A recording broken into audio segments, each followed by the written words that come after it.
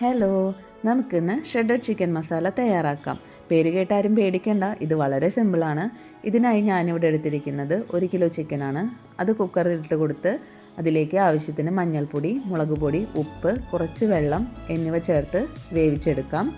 അതിൻ്റെ പ്രഷർ പോകുന്നവരെ നമുക്ക് വെയിറ്റ് ചെയ്യാം. ആ സമയം കൊണ്ട് നമുക്ക് ഇതിലേക്ക് ആവശ്യമായ 2 മീഡിയം സൈസ് സവാള, 1 മീഡിയം സൈസ് തക്കാളി, ഇഞ്ചി വെളുത്തുള്ളി ചതച്ചത് 1 ടീസ്പൂൺ, 3 പച്ചമുളക്, ആവശ്യത്തിന് കറിവേപ്പില എന്നിവ തയ്യാറാക്കാം.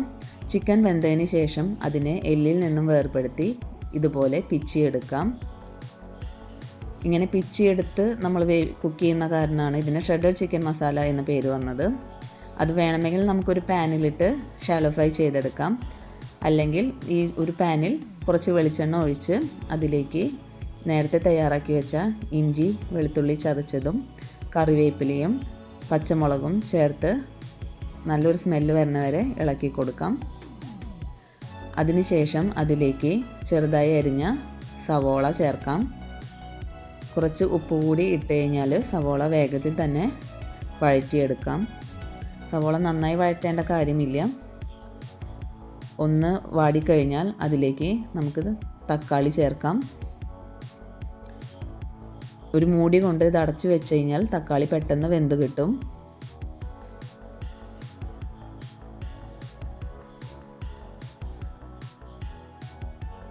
തക്കാളിയും സബോളയും കുറച്ചൊന്ന് വാടിക്കഴിഞ്ഞ് കഴിഞ്ഞാൽ നമുക്ക് അതിലേക്ക് മറ്റു പൊടികൾ ചേർക്കാം.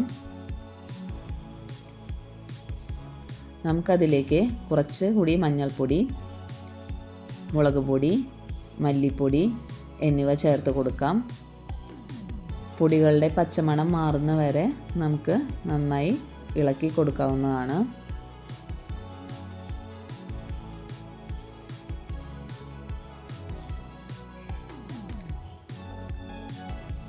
പച്ചമണം മാറിക്കഴിഞ്ഞ് കഴിഞ്ഞാൽ ലാസ്റ്റ് നമുക്ക് 1 ടീസ്പൂൺ പെരിഞ്ജീരകപ്പൊടിയും 1 ടീസ്പൂൺ ചിക്കൻ മസാലയും ചേർത്ത് നന്നായി ഇളക്കി കൊടുക്കാം. അത് അത്ര വാടേണ്ട ആവശ്യമില്ല, കാരണം അതിൻ്റെ സ്മെല്ല് നമ്മുടെ ചിക്കനിലേക്ക് നന്നായി പിടിക്കണം.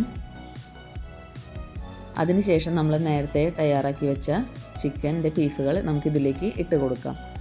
അത് നന്നായി ഇളക്കി യോജിപ്പിക്കാം.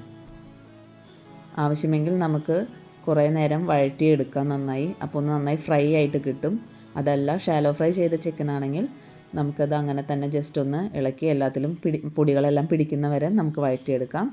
അതിനുശേഷം ആവശ്യത്തിന് മല്ലിയില ചേർത്ത് നമുക്ക് ഗാർണിഷ് ചെയ്തെടുക്കാം. അപ്പോൾ നമ്മുടെ ടേസ്റ്റി ആയിട്ടുള്ള ഷ്രെഡഡ് ചിക്കൻ മസാല റെഡി. എല്ലാവരും ഒന്ന് ട്രൈ ചെയ്ത് നോക്കണേ.